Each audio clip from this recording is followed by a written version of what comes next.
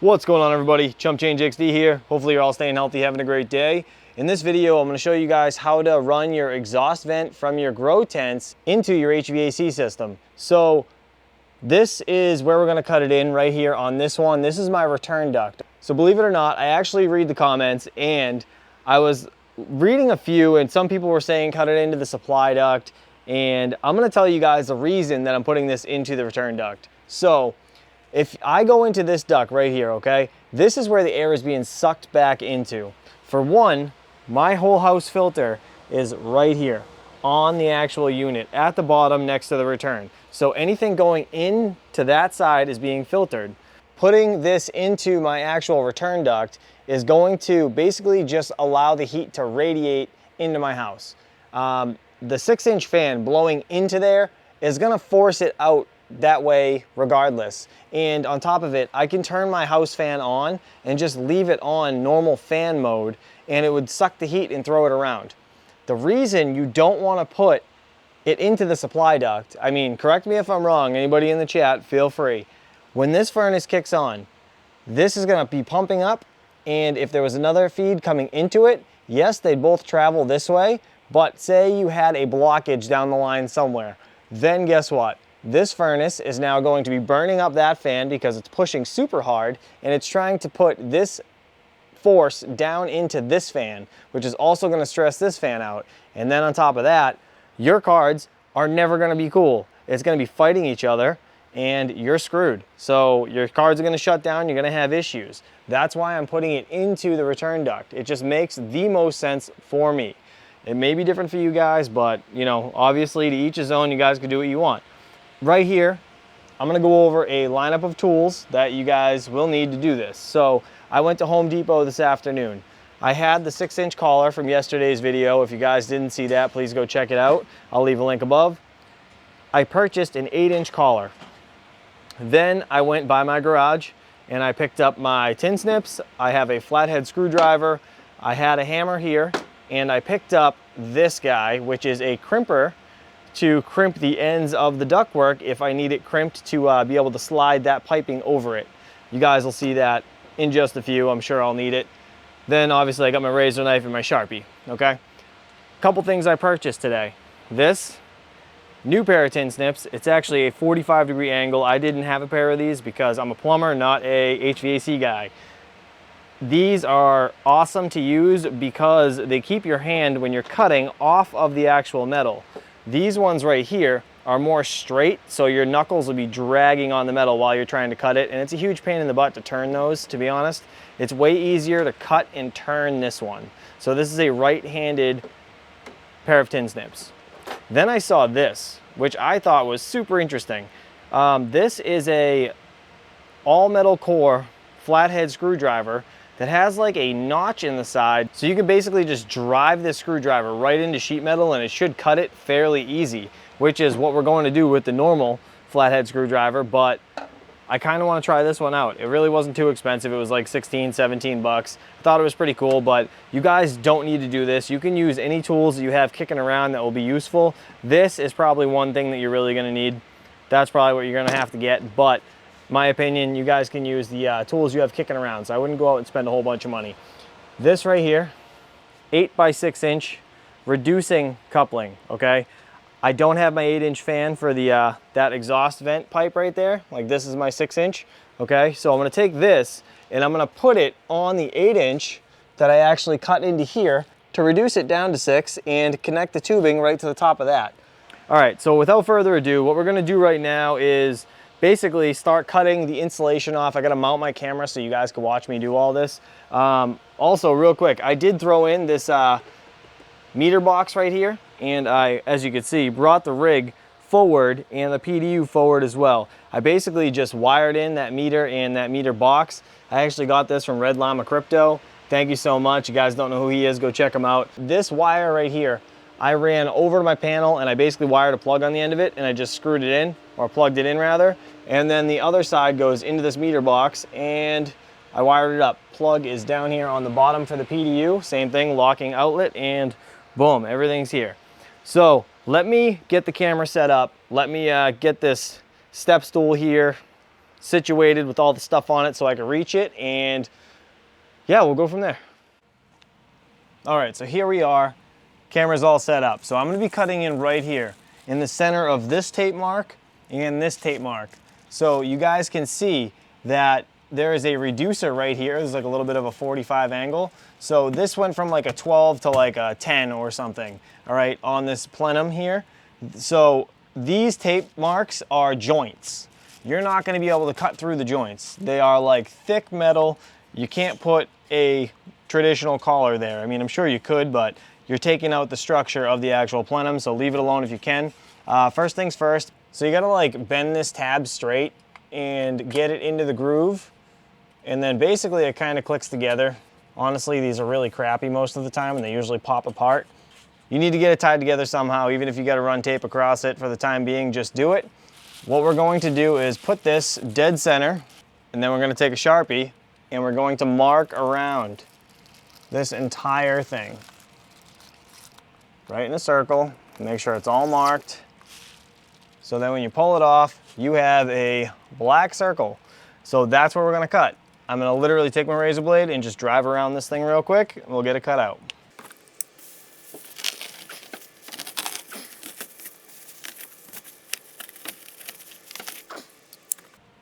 All right, I lifted the camera up a little more just so it's a little easier for you guys to see. So, holes there. Okay, so now, next step. What we need to do, obviously, is get this cut into this spot. So, to do that, I wanted to give this new flathead a try and these new tin snips, so I'm gonna be using these two things.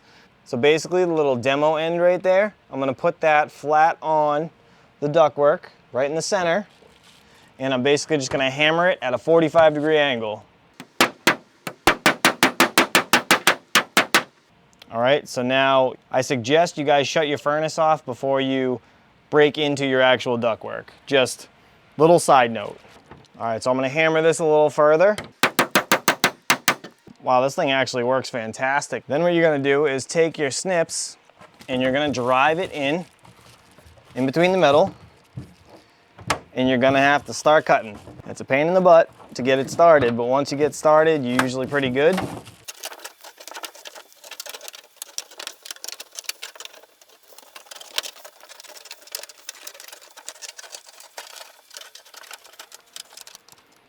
There it is, a nice circle. All right, so now once you verify it fits, basically what you gotta do is lift your hands up inside here and bend over all the tabs, and be sure not to cut your fingers, because this is like a total nightmare when you slice your finger, just like a razor blade. All right, so now it's all the way in. I think I already mentioned this, but all-purpose metal tape, if I didn't, you need this to basically tape off all around here.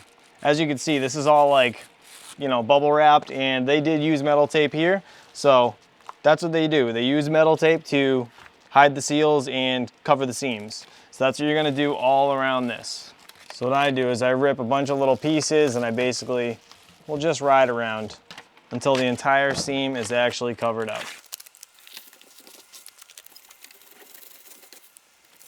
All right, so we're all taped off now. Everything should be good to go. Next step, reducing coupling. Okay, we gotta see how this thing goes on. Does it fit right over? Nope. It's literally exactly the same size, diameter-wise, so it has a hard time going into itself. It literally can't. It's kind of like a sewer cap. That's why they're made round, because they can physically not fall into themselves. Kind of weird, I know, but it's the truth. So we're gonna take these crimpers right here and we're gonna ride around the outside edge. Basically just making little grooves in it all the way around.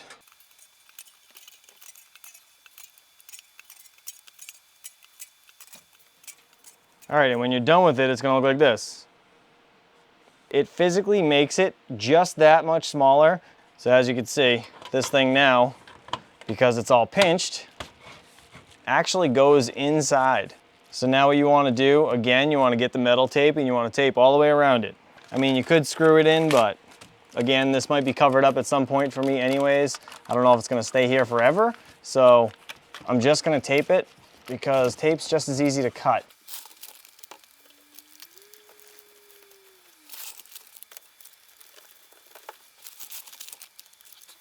All right, so once you're all taped up, I mean, you're pretty much good to go. You just want to tape these seams and any other place that can leak. Like there's actually a hole in the side of this. I know it's kind of hard to see, but this is for a damper to be able to put into this actual fitting. Like the manufacturers make them all the same, and then they just put the dampers into X amount and leave X amount blank. So that's what that's for. Just tape them over so there's no holes. Other thing, I taped this onto the insulation, okay, over it.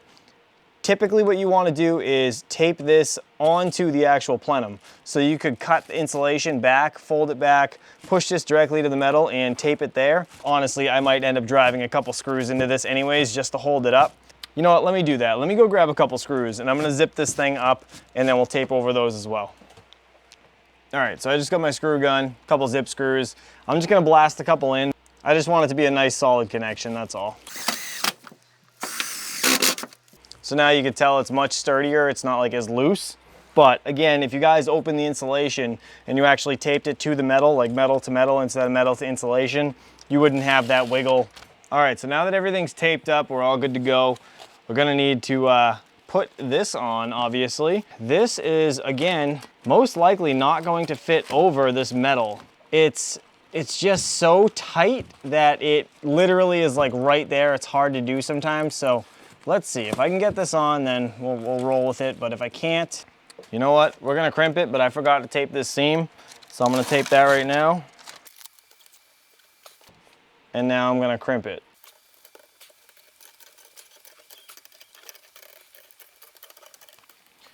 All right, and as you can see, this actually slides right over now pretty easy. So I loosened the hose clamp and I threw it down onto it real quick, just to sit there basically. So now what I have to do, the only thing that stinks about like this fitting right here, it doesn't have a rib on the end to actually stop this hose clamp from sliding off. So I probably purchased the wrong one, to be honest. But what we're gonna do is, I'm just gonna tape this because hose clamp or tape, it's gonna work pretty good. So I'll tape this right here, and then what I'll do is I'll hose clamp over the tape and we should be good. So let's do that. Just because that yellow is annoying me. I don't wanna look at that sticker. All right, now I'm gonna slide this up. Let's tighten this hose clamp and we should be in pretty good shape. All right, so that's not tight, it's just snug. I don't need to like kill it. All right, so before I actually hook up this here, I need to pull up this guy. I probably shouldn't have taped this on first because now it's a pain in the butt. I know that's hard to see, but it's actually pretty good. It kind of sunk in and it's literally like sturdy as heck. So I'm happy with that. I got the actual little sleeve up and over it, so that's cool. All right, I'm gonna twist it so this tubing is like straight and it's not like all cocked. Tighten this up. There it is, the end result. Honestly, I think that came out really well. I don't know about you guys, let me know in the comments below, how do you feel about this? Again, I zip screwed the actual collar to the plenum there, but if you guys wanted to just tape it, it's totally fine temporarily. I mean, it's not gonna stick forever, but it'll stick definitely for a good while. As you guys can see, I have an extension cord here and I actually plugged the fan in. So this is all up and running now. I don't know if you guys will be able to hear it or not. I'm sure you can. So yeah, that thing's cranking away, but we don't have anything inside this grow tent. One other quick thing, I'm sure it's not like ideal to not have a filter on your actual grow tent, but I don't think it'll be too bad. And again, like I said to you guys, this goes up into the return and my return filter is actually right next to my furnace before it goes in there. So it's going to, it's not going to accumulate dust into there, but my only thing is dust accumulating into my return duct, but I think it would theoretically get sucked that way and into my filter when this fan's on anyways. So I think I'll be good. That's just my quick thinking. So anyways, let's, I think we should get this into this grow tent. I should probably get my thermometer and give this thing a test. And here we are. So as you can see, rig's in here, PDU's in here. I got this thing re-plugged in, 0 amps, obviously, the rig's not on. I grabbed my thermostat right here so we can read the temperature. I just pulled this out of my garage, so it was 73 in the garage with the printers and the rigs in there running. I want to monitor this one rig for like a day or two and see how consistent the temperature is. Real quick, let me show you guys everything inside here. So I pulled the straps nice and tight where all the intakes and exhaust ports are, and I also tightened the one around the exhaust fan so it's nice and snug. Now I ran the PDU cable through the bottom left one along with the Ethernet cable, as you can see right there. They both run right through. I tightened them up, and obviously we are plugged back into the 30 amp socket with the voltage meter and all that. I actually plugged up the other side screen.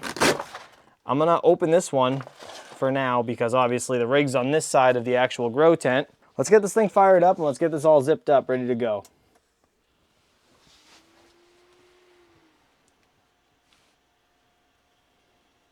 All the cards are spinning, so that's a good sign.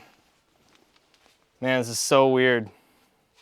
It's gonna be so strange. I can't wait to get more of these in here. All I have to do is figure out where to put that PDU. I don't think that's like the greatest spot. Obviously, I really can't leave it there, but the only thing about this is it has vents on the back. If you can see right there, it's got those holes. So you wanna make sure that this can breathe. Yeah, that's gonna be a little bit of a challenge. I might end up building a little raised platform to put these rigs on, but we'll see. All right, so 0 through 11, all registering, so that's 12 cards, because count 0 as 1. So yeah, we're good to go, guys. What I'm gonna do right now is I wanna close this all up. I wanna get this thing on, and again, I'm gonna monitor it for a day or so. I wanna see how the temperature is. I wanna see if this thing is like way hotter than 70 or if it stays, you know, at a nice ambient temperature with this fan on. So yeah, that's really gonna be it for this video. I appreciate you guys for watching. I will keep you guys updated with all this. Tomorrow, we're actually going to be building quite a few AAAWAVE frames during an AMA live stream we have every Wednesday. So please stay tuned for that. We're gonna find out how these things stack because I heard they stack, but I'm not entirely sure if they actually do. So we're gonna learn something together. But as always, I appreciate you guys for watching. Please stay safe. I'll see you guys real soon. Peace.